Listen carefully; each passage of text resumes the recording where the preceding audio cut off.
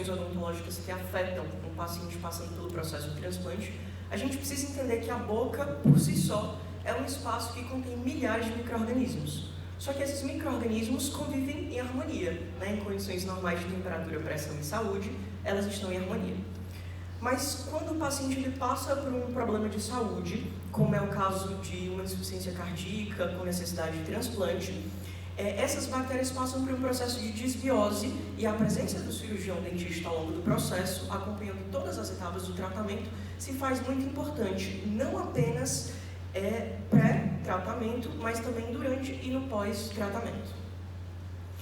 Dentre as principais condições odontológicas, né, que podem comprometer o transplante cardíaco, nós citamos a cárie dentária, com perda de estrutura dental, as doenças pulpares, que comprometem a polpa, como as pulpites e o quadro de necrose, as doenças periodontais, que são todos aqueles quadros de doença que comprometem as estruturas de suporte, sustentação e proteção dos dentes, e as infecções oportunistas, sejam elas advindas de bactérias, vírus ou fungos.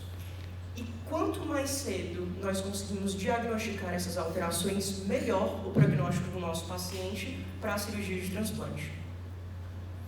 A gente precisa preparar o nosso paciente para a cirurgia. Nós adequamos o meio bucal.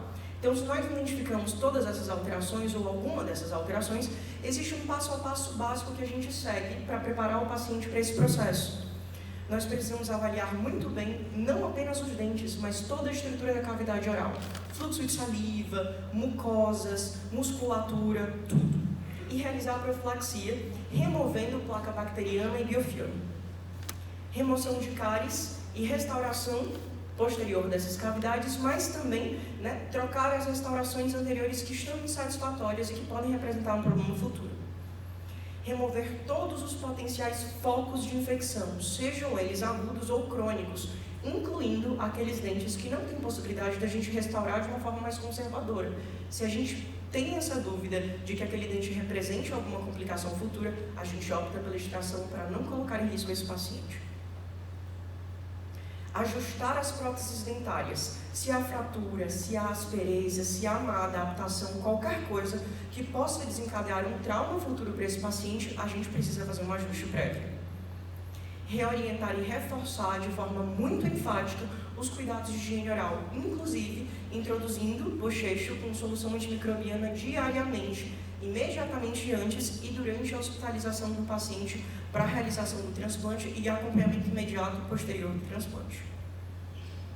O uso de manobras hemostáticas locais para a prevenção de hemorragias, se o paciente está em uso de terapia antitrombótica.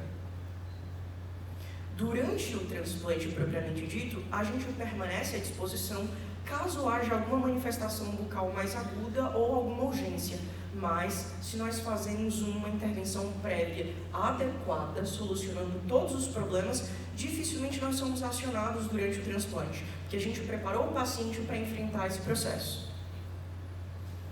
E o paciente entra na terceira etapa, que é o pós-transplante. A nossa abordagem de cuidado aqui muda, ela modifica, porque surge um novo desafio, que é a imunossupressão. Então, as medicações imunossupressoras e antiproliferaturas, elas acabam impactando de uma forma muito direta a cavidade oral. E isso pode desencadear uma enorme quantidade de alterações, né, de efeitos adversos, como é o caso das lesões ulceradas e de outras que a gente vai ver um pouco mais adiante. Além de representar um risco muito claro para o sucesso do transplante. As infecções orais oportunistas, por conta, né, dessa desbiose gerada dos imunossupressores, pode gerar alterações, sejam elas vindas de vírus, bactérias ou fungos. Entre as principais alterações de vírus, a gente tem, por exemplo, o herpes vírus simples, as hepatites B e C e o citomegalovírus. Entre as principais bactérias, temos as pseudomonas aeruginosa, estafilococos e enterobactérias. Os fungos, como a cândida e aspergillus, inclusive é muito comum que as equipes médicas, né, já de antemão, já introduzam antifungos de ação local, como a anistatina, já prevenindo possíveis complicações na cavidade oral dos pacientes.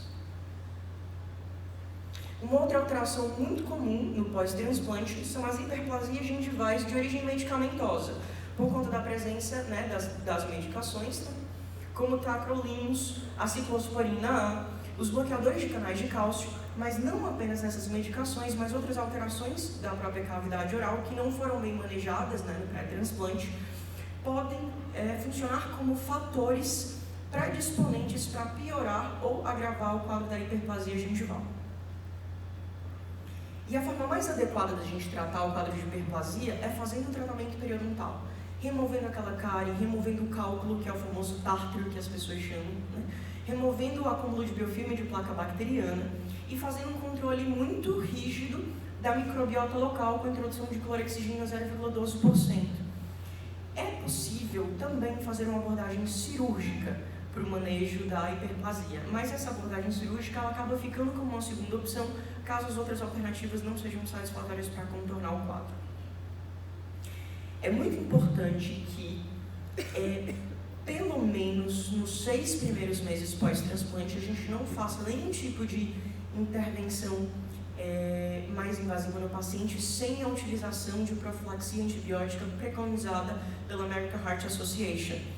Mas não existe um consenso, né, 100% na literatura e entre os principais centros transplantadores se a gente mantém essa profilaxia de forma obrigatória ou não. A maioria dos centros mantém a necessidade de profilaxia antibiótica mesmo após os 6 meses que a função cardíaca está estável.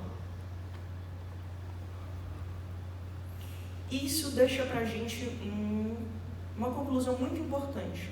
O papel da odontologia, né, nas atuações interdisciplinares nas equipes de transplante cardíaco é de fundamental importância, porque a gente tem um leque gigantesco de sinais e sintomas que comprometem a qualidade de vida do paciente, e não apenas a qualidade de vida dele, mas o próprio sucesso, né, comprometendo o prognóstico do transplante cardíaco.